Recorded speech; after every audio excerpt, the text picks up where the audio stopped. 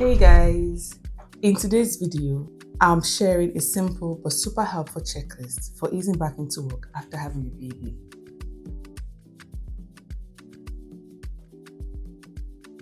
I can tell you for a fact that going back to work after a baby is easily one of the hardest things ever. I remember when my maternity leave was finally coming to an end. I was counting down, I was fretting about it.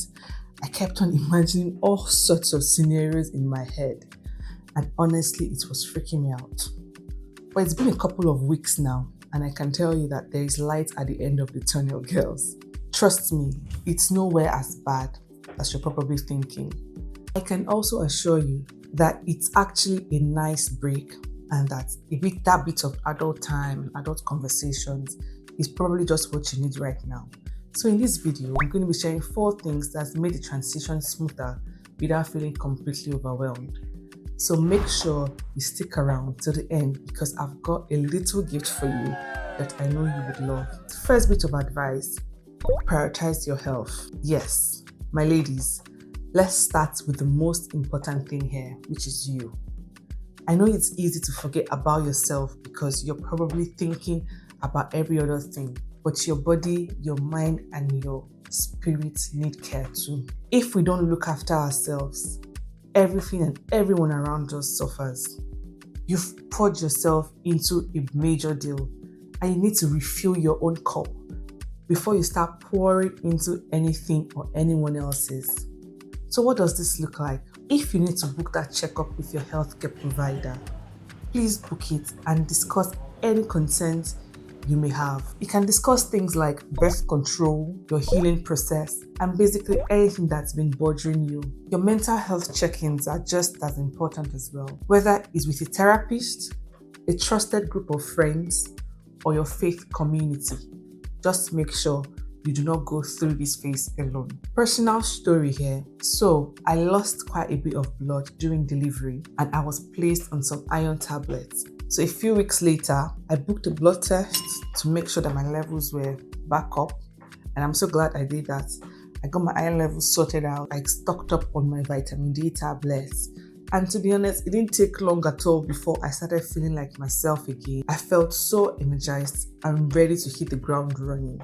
The second tip is the baby prep and child care. So here, early planning makes a huge difference. Start early when you want to make arrangements for baby. Whether you're hiring a nanny or enrolling in a daycare or involving a family member, you want to start preparing early because I have heard that some nurseries actually have very long wait times, up to like 12 to 18 months.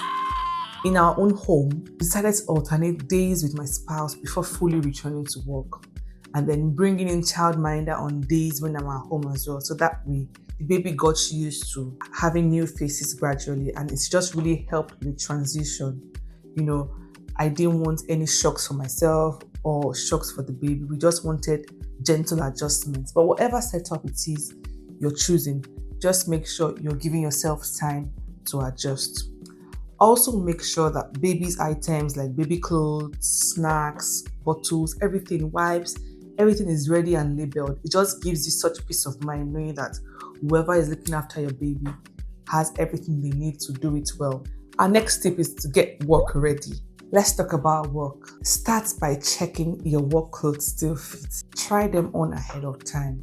This is just to help you take appropriate actions, like if you would be needing to shop new clothes or whatever, you want to make some adjustments to your old clothes. I wear uniforms for work and thankfully mine was still a fit. Also, don't be afraid to talk to your HR or your manager about flexible work options. Seriously, just ask whatever flexible work options mean to you. Discuss this with your HR. The worst they can say is a no, but what if they say yes? Sometimes policies exist, but no one has really asked about it. And even some companies are actually willing to make adjustments. So always ask. My personal mantra is ask. If they say no, then that's fine. You know that you asked. But even the Bible says that you should ask until your joy is full. So moms, if your joy is not yet full, ask, ask, and ask. So the last tip will be syncing with your support system. This is a big one. Talk to your family, Talk to your spouse, your partner, your friends, whoever is serving as a support system to you in this period. Walk them through what your new normal looks like. Your feeding time, baby's feeding times, sleep schedules, drop-offs, pickups, and even your self-care time. Let them know what support looks like for you so they do not go assuming. Let them know it so that you are sure that you are getting the right support, because guess what? You're not going through this alone. And that's it, friends. I really hope you picked up one or two helpful tips today. I've attached the link in the description where you can download a checklist and keep on your phone as a reminder. I'm sure you'll find this helpful. And if you're feeling overwhelmed by everything, pause and pray. Pray for help, for insights, pray for direction. Prayer is able to change things, and I can assure you that you've absolutely got this. I'm rooting for you every step of the way, and I'll see you in the next video. Bye.